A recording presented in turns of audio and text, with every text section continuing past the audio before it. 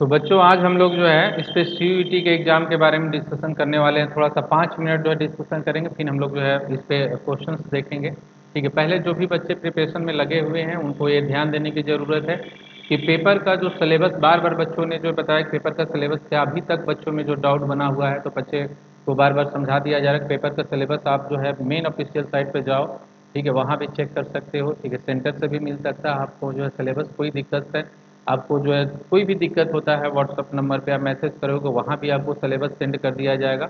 ठीक है, कि बच्चों को जो है सिलेबस को लेके अगर इसमें कन्फ्यूजन है, ठीक है, ये व्हाट्सअप नंबर है कोचिंग का जो है, इस पे आप लोग मैसेज कर सकते हो। ठीक है, कोई भी कन्फ्यूजन टेस्ट सीरीज से लेके है, इससे टेस्ट सीरीज रिलेटेड है, PGQP26 की टेस्ट सीरीज जो है आप ज्वाइन कर सकते हो ऐप पे भी जाके। ठीक है, कोई सिलेबस से रिलेटेड है कि सिलेबस में क्या पूछा जाएगा, बहुत सारे बच्चों में डाउट है कि सिलेबस में मतलब ज़्यादा मैथ होगा कि रीजनिंग का क्वेश्चन ज़्यादा होगा, कंप्यूटर्स तो ऐसा तो नहीं कंप्यूटर बहुत ज़्यादा आएगा। ठीक है, तो ऐसा कुछ नहीं है। आप सिलेबस मेन जो दिया गया ऑफिशियल साइट से आप चेक करोगे तो देखोगे बहुत जो है क्लियर समझ में आ जाएगा। सिलेबस जो है बिल्कुल निमसेट एग्जाम की तरह मैच कर रहा है। ठीक है, उससे आसान ही है एकदम सिलेबस जो है, कुछ चीज़ें नहीं भी पढ़ना है, ये चीज़ ध्यान देना है कि CUET 20 के लिए जो सिलेबस बना है उसमें बहुत सारी ऐसी चीज़ें जो हमको पढ़ना नहीं है। ठीक है, जो निमसेट में ऑलरेडी उसको हम लोग को पढ़ना है। इस चीज़ को ध्यान में रख के ही बच्चा जो है स्टडी करे। पेपर के डिफिकल्टी लेवल की अगर बात करें तो प्रीवियस जो आपको पेपर है, जो इससे अच्छी यूनिवर्सिटी जो इसमें ऐड है, जैसे जेएनयू की बात करें, बेचू की करें, तो जरूर उसके आप पेपर को लेवल के तौर पे देख सकते हो कि क्या लेवल हो सकता है क्वेश्चन का, तो उसी अनुसार जो है पेपर बनाया जाएगा। बहुत सारी चेंजिंग नहीं की गई है, इसलिए बच्चों को एकदम घबराने की ज़रूरत नहीं है। इधर उधर बिना कुछ किए नया चीज़ कुछ पढ़ने की ज़रूरत नहीं है। जो चीज़ें सिलेबस में लिखा गया है बिल्कुल वही चीज़ आप पढ़ो। जो नहीं लिखा गया है, जिसके बारे में सिलेबस में बोला नहीं गया है, उसको पढ़ने की कोई ज़रूरत नहीं है। इससे आपकी पूरी एनर्जी जो है बेकार जाएगी इंट्रेंस एग्जाम में, क्योंकि लास्ट राउंड में आपको जो पहले से निमसेट के लिए जो पढ़ना है वही पढ़ लो। ठीक है, लॉजिकल नहीं, इसके नॉन वर्बल वर्बल दोनों पे बहुत ध्यान देना है, जिससे क्वेश्चन आ सकते हैं।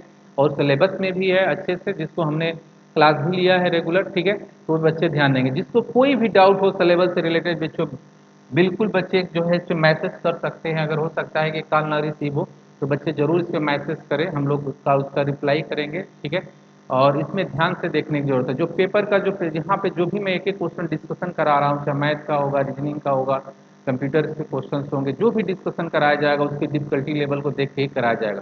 ठीक है, पेपर बहुत हार्ड बनने वाला नहीं है, पेपर मिडिल में ही आएगा। इसलिए बल्कि पूरी जो बेसिक फार्मूला है, चाहे कोऑर्डिनेट ज्योमेट्री के हो चाहे वेक्टर के हो, उसको बिल्कुल बार बार रिवाइज करें। कोई फार्मूला भूलना नहीं चाहिए। उस पर एप्लीकेशन जो आप छोटे छोटे क्वेश्चन हम लोग करते आए उसको जरूर आप करो।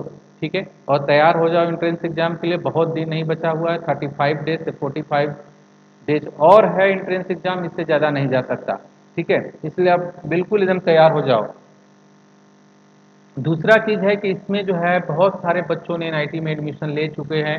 ठीक है, तो अब जिन बच्चों का नहीं हुआ है, कुछ बच्चे ऐसे हैं जो अभी बैठे हुए हैं कि मैं भी प्रिपेयर नहीं हूँ, तो अब इनको मैं बता दे रहा हूँ अभी भी समय है, अभी भी आप पढ़ना स्टार्ट करो। अगर आप निमसेट के लिए तैयारी किए हो, अच्छे से प्रिपेयर हो, बाई चांस किसी भी कारणवश से उन बच्चों का नहीं हो पाया है, तो बिल्कुल फिर से उठें और उसी तरह से तैयारी करें। बिल्कुल आपको ये इसमें चांसेस बहुत ज़्यादा है। बहुत सारे बच्चों ने एडमिशन ले रखा है, इसलिए आपका कंपटीशन थोड़ा सा घट जाता है, इसलिए आप बिल्कुल तैयार रहो। ठीक है, अब इसमें देखते हैं बच्चों, आज क्वेश्चंस में है the solution of simultaneous equation x is equal to 1/y equal to 3/2 और y is equal to 1/x is equal to 3। ऐसे क्वेश्चंस जब भी पूछे जाते हैं इंट्रेंस एग्जाम में, ठीक है, तो ये ध्यान देना है बच्चों को। ऐसे क्वेश्चन में एक तो ऑप्शन के तौर पे भी, ऑप्शनल भी क्वेश्चन है, ऑप्शन पे भी लगा सकते हो। ऐसे लगाने के इसको ध्यान देना है बच्चों को। सबसे पहला काम करना है, वेरिएबल को ध्यान देना है कि ये जो इक्वेशंस है, इस इक्वेशन को किसी एक में कन्वर्ट करना है, ये ध्यान देना है। इस इक्वेशन में से चाहे x इज इक्वल टू, अगर यहाँ से हम लोग कर लेते हैं, x की वैल्यू निकाल लेते हैं, x इज इक्वल टू, तो यहाँ से हम लोग देखेंगे x इज इक्वल टू हमको क्या मिलने लगता है, 3/2 और -1/y। तो यहाँ पे क्या मिलने लगेगा, y plus 1/3/2 -1/y equal to क्या बताओ, 3 मिल जाएगा। y plus 1/3y -2 upon 2y equal to क्या मिल जाएगा, 3 मिल जाएगा।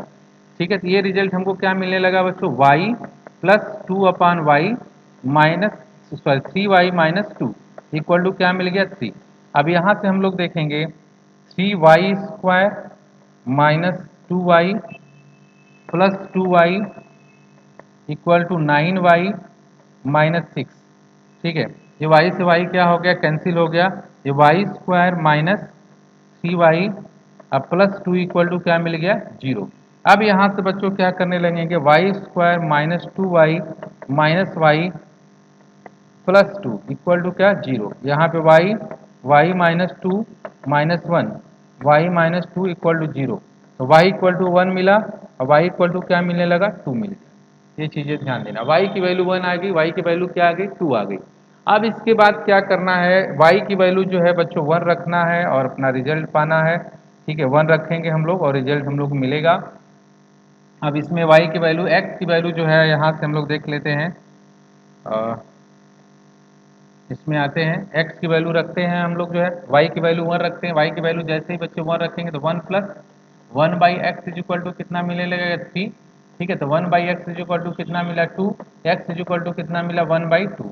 X is equal to 1 by 2 और y इक्वल टू क्या, 1। तो ये हमारा ऑप्शन कौन सा गया बच्चों, बी ऑप्शन हमारा क्या हो जाता है, करेक्ट हो जाता है। इसलिए ध्यान देंगे, ऐसे क्वेश्चन को लगाते समय बच्चे जो है बिल्कुल जो है किसी एक फॉर्म में ले जाएंगे, उनको कैलकुलेशन बहुत आसान हो जाएगा। ठीक है, नेक्स्ट क्वेश्चन की तरफ हम लोग बच्चे मूव करते हैं। आप नेक्स्ट क्वेश्चन की तरफ जाते हैं तो ये लाख का क्वेश्चन दिया गया है। ठीक है, ये लाख के क्वेश्चन में जो है पहला चीज ये बच्चों को ध्यान देना है कि इस टाइप के क्वेश्चन लगाते समय बिल्कुल जो है इधर उधर अगर कैलकुलेशन करेंगे तो गलत कर देंगे।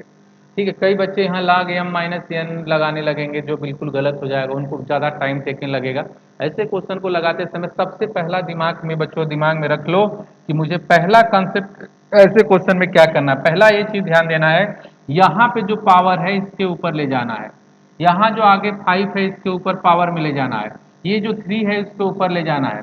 मतलब इस क्वेश्चन को हम लोग कैसे बना देंगे, इस क्वेश्चन को ये ध्यान देना, इस क्वेश्चन को हम लोग बना देंगे लॉग। लॉग क्या मिलेगा, 16 अपान क्या बताओ, 15। लॉग 16 अपान 15 के पावर 7। ठीक है, यहाँ पे फिर क्या मिल जाएगा, इंटू 25 अपान 24 के होल पावर कितना बताओ, 5। अब यहाँ फिर क्या मिल जाएगा बच्चों, यहाँ मिल जाएगा 81 अपान 80 के होल पावर कितना मिलेगा, क्यूब मिल जाएगा। ये आपस में क्या हो जाएगा, टोटल बच्चों कैंसिल हो जाएगा और ये रिजल्ट क्या आने वाला है, 2। ये आपस में कैंसिल करो, कैलकुलेशन करो, आप देखोगे 2 मिलेगा और ये ऑप्शन कौन सा लग जाएगा, सी ऑप्शन बच्चों बिल्कुल करेक्ट हो जाएगा। तो जिन बच्चों का सी ऑप्शन आएगा वो बिल्कुल ही करेक्ट है। ठीक है, तो ये ध्यान देंगे ऐसे क्वेश्चन को लगाते समय जो ट्रिक्स बताया गया है, बल्कि इसको बच्चे ध्यान से देखेंगे। अब ये जो सीरीज से जो क्वेश्चंस आया है, पहला चीज बच्चों को ध्यान देना है, सीरीज से जो क्वेश्चन पूछा जाता है और खास करके question sum of n terms of series या sum of n terms of series या एन टर्म्स ऑफ सीरीज क्या होगा या सम ऑफ सीरीज क्या होगा। तो बच्चे ऐसे क्वेश्चन में जनरल अगर मेथड से लगाओगे थोड़ा सा टाइम टेकन लगेगा, अगर ऑप्शन की तरफ ध्यान दोगे ऐसे क्वेश्चन को लगाने के लिए तो बहुत कम समय में क्वेश्चन आ सकता है। ठीक है, तो अब इसमें पहले क्वेश्चन में देखेंगे बच्चे की क्या पूछा गया है, एन टर्म्स ऑफ सीरीज के बारे में पूछा गया है। बच्चे ध्यान देंगे क्या पूछा गया है, N terms of series. N terms of series पहला टर्म क्या है, इतना, इस सेकेंड। बस इसमें क्या करना है कि पहले टर्म को ऐसे लिख लो 5/2 और इसको बच्चे क्या लिख लेंगे हम लोग 20 बाई कितना, 13। 5/2 और 20/13। इतना लिखने के बाद पहला चीज बच्चों को क्या करना है, ये ध्यान देने की जरूरत है। जब भी बच्चे इतना सॉल्व कर लेंगे उसके बाद क्या करना है, 5/2 और 20/13 इतना क्वेश्चन सॉल्व करने के बाद ये हमारा जो है ये फर्स्ट टर्म हो जाता है, सेकेंड टर्म। अब तुमसे एन टर्म पूछा गया है, एन बराबर क्या रखेंगे, यहाँ पे एन इज इक्वल टू क्या रखने वाले हैं, 1। यहाँ पे बच्चों एन इज इक्वल टू क्या रखने वाले हैं, 2 रखने वाले हैं। मतलब एन की वैल्यू 1 रखेंगे, यहाँ पे एन की वैल्यू क्या रखेंगे, 2 रखेंगे। जैसे ही एन की वैल्यू 1 रखोगे तो देखोगे ये ऑप्शन तो सेटिस्फाई कर रहा है, लेकिन एन बराबर 2 के लिए ऑप्शन सेटिस्फाई नहीं कर रहा है। ये तो देख रहे हो कि ऑप्शन किसके, एन बराबर 1 के लिए भी सेटिस्फाई नहीं कर रहा है, ये तो गलत हो गया। ऐसे ही ये ऑप्शन देखोगे एन बराबर 1 के लिए ही नहीं कर रहा है। ठीक है, जैसे ही एन बराबर 1 रखोगे तो क्या दिखने लगेगा हमको, जो है यहाँ पे दिखने लगेगा 20 अपान, एक मिनट, यहाँ पे बच्चों दिखने लगा हमको 20 अपान 5 इंटू एन, 8 दिखने लगा। मतलब क्या मिलने लगेगा हमको, 5 अपान क्या मिलने लगा, 2। जब n की वैल्यू क्या रखेंगे बताओ, 1।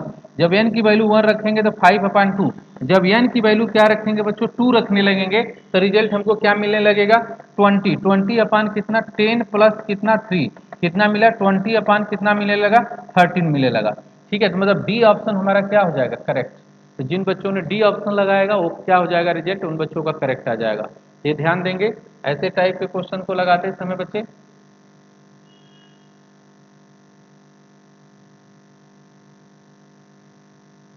चलो इस टाइप के क्वेश्चंस अगर बच्चे आते हैं तो इसको ध्यान दें। जब भी इस टाइप के क्वेश्चन एंट्रेंस एग्जाम में बच्चों को पूछा जाता है तो बिल्कुल एकदम बहुत अच्छे से क्लियर कर लो दिमाग में। पहली चीज एक निकालना है, इसमें सबसे पहला काम डिटर्मिनेंट्स निकालने की जरूरत है। और जैसे ही दो चीजें अगर डिटर्मिनेंट्स अगर इक्वल टू हो जाता है तो इसको बोलते हैं सिंगुलर। क्या बोलते हैं बच्चों सिंगुलर। अगर डिटर्मिनेंट की वैल्यू नॉट इक्वल टू हो जाता है इसको बोलते हैं नॉन सिंगुलर। और नॉन सिंगुलर ऑलवेज जो है यूनिक सोल्यूशन देता है। पहला तो इसी दिमाग बैठा लो। तो पहले तो ये चेक कर लो कि क्या हो रहा है, क्योंकि पहले ही ऑप्शन में यूनिक सोल्यूशन है। ठीक है, तो पहले तो यही चीज कर लेते हैं, डिटर्मिनेंट की वैल्यू निकालते हैं। तो पहले ही डिटर्मिनेंट की वैल्यू जब बच्चे निकालने चलेंगे तो यहाँ पे क्या देखने वाले हम लोग, यहाँ पे चेक कर लो 3 हो गया, 1 हो गया, 2 हो गया। यहाँ बच्चे देखेंगे 1 2 3, और यहाँ बच्चे देखेंगे 2 3 1। अब यहाँ बच्चे कैलकुलेशन पे लगेंगे तो 3 यहाँ 2 और माइनस क्या मिलेगा 9 और माइनस 1। अब यहाँ पे क्या क्या मिलने लगा बच्चों, यहाँ पे 3 3 माइनस 4।